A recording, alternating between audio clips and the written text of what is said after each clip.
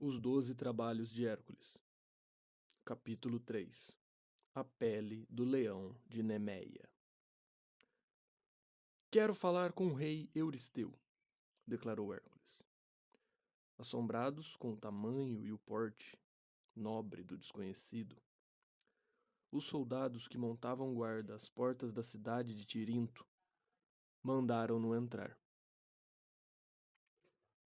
A viagem terminara.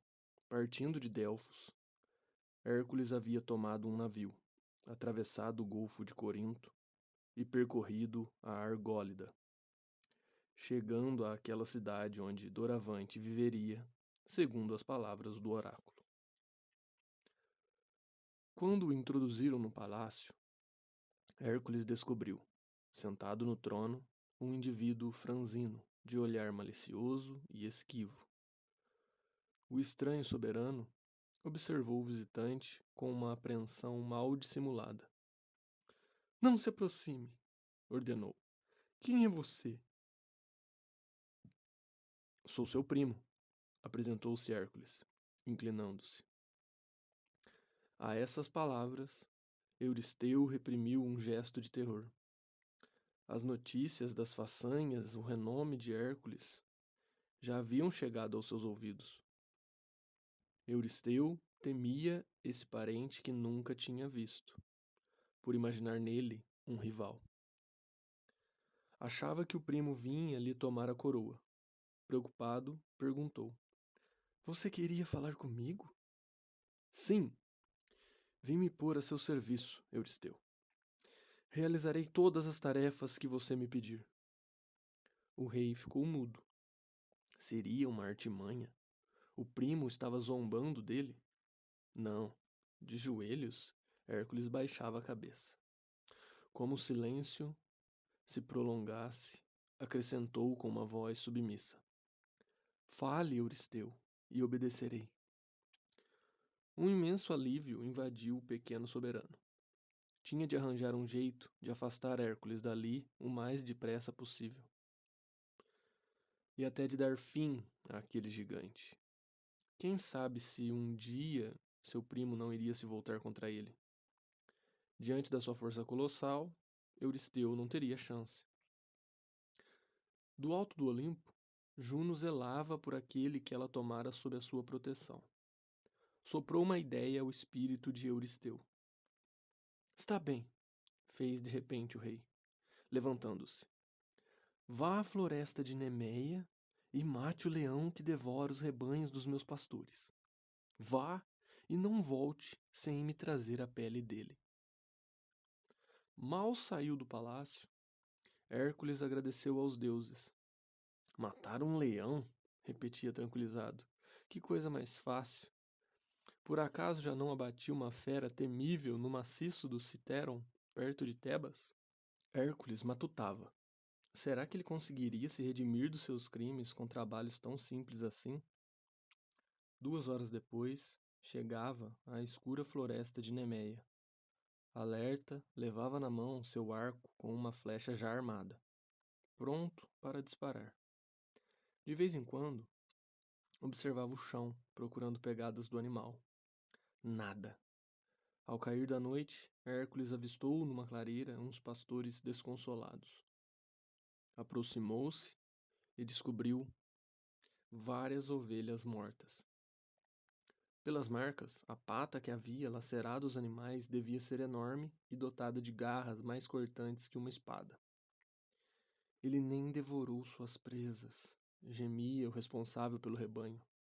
"Esse monstro mata por prazer e para zombar da gente." "Faz gerações que ele semeia o terror nessa floresta", acrescentou outro pastor. "Quem vai nos livrar desse flagelo?" "Eu", afirmou Hércules. Um rugido aterrador respondeu a esse desafio. Os pastores saíram em debandada e foram se esconder em suas cabanas.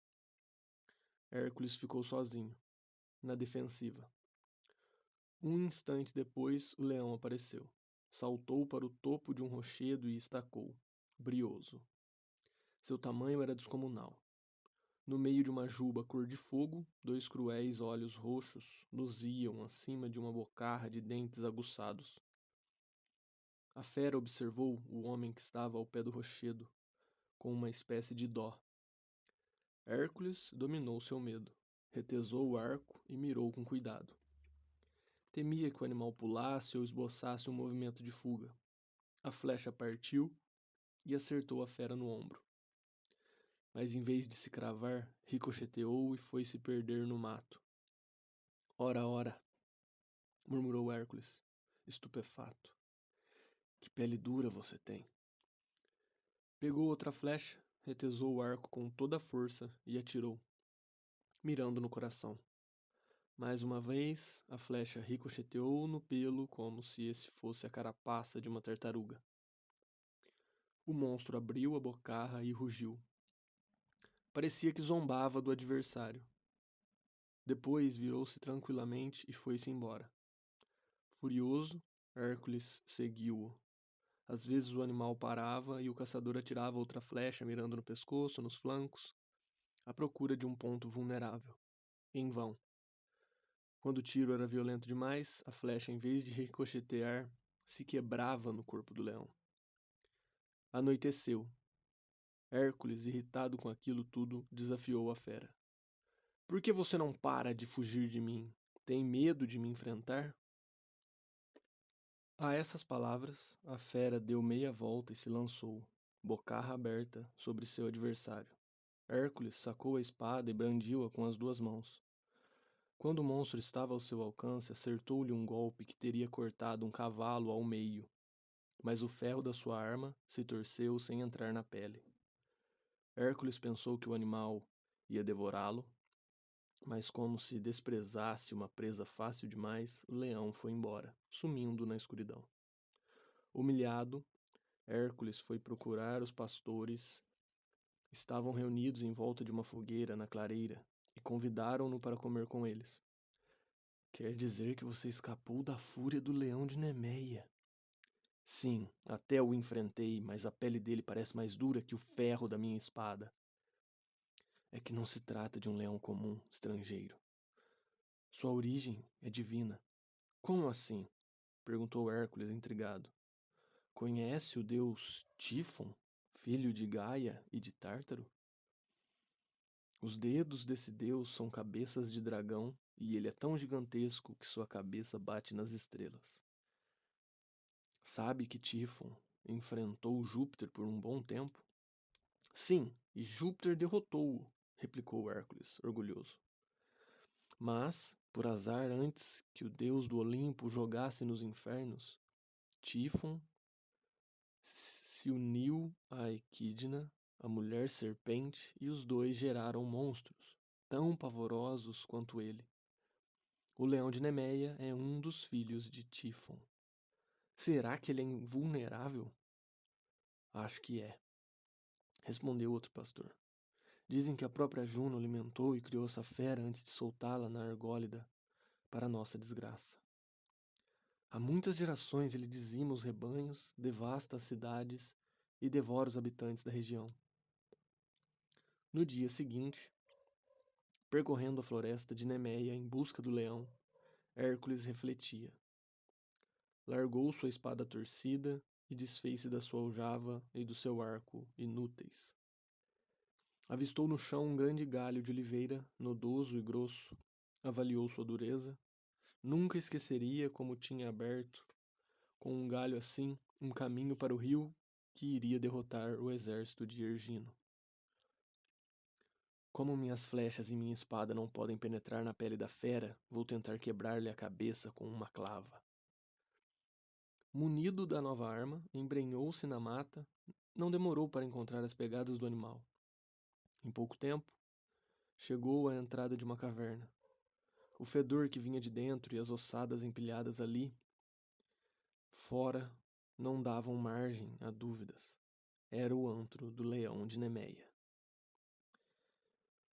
Hércules passou por cima da carniça e, clava erguida, penetrou na gruta. Um rugido de contrariedade recebeu-o. Avistou na escuridão 2 olhos brilhantes. Desta vez você vai ter de me enfrentar. Ouviu o leão afastar-se para o fundo da caverna. Apesar de tudo, Hércules foi atrás dele até se encontrar ao ar livre. Entendeu na mesma hora. O covil tinha 2 aberturas. Por isso a fera pudera escapar do seu perseguidor. Agora já devia estar longe. Você não perde por esperar. Vou preparar uma surpresa para sua volta. Aproveitando-se da ausência do leão, explorou os arredores, percebeu o morro acima da caverna um enorme rochedo. Moveu-o com o ombro e com um tranco empurrou-o. O bloco de pedra caiu exatamente diante da segunda abertura. Agora é só esperar, disse Hércules, postando-se perto da entrada. A noite inteira passou sem que o leão de Nemeia desse sinal de vida. Por fim, a fera apareceu.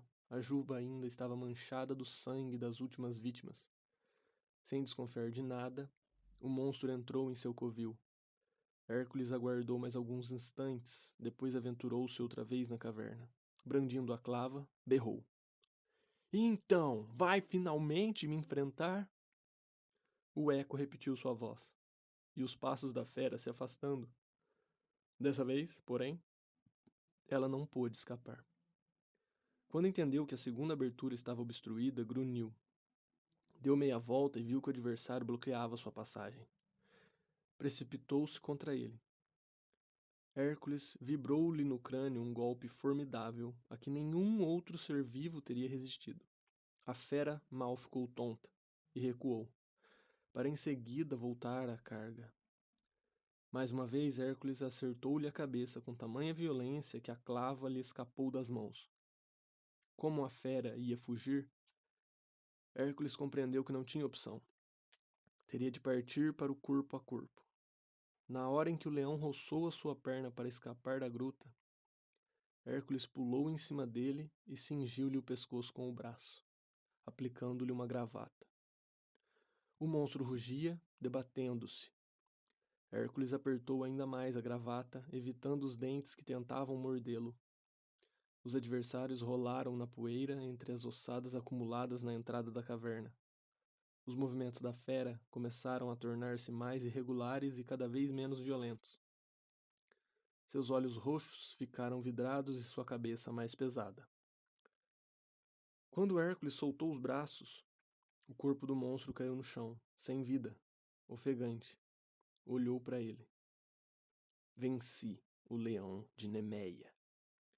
Lembrou-se da ordem de Euristeu. Não volte sem me trazer a pele dele. Foi pegar a espada e tentou cortar a pele do animal.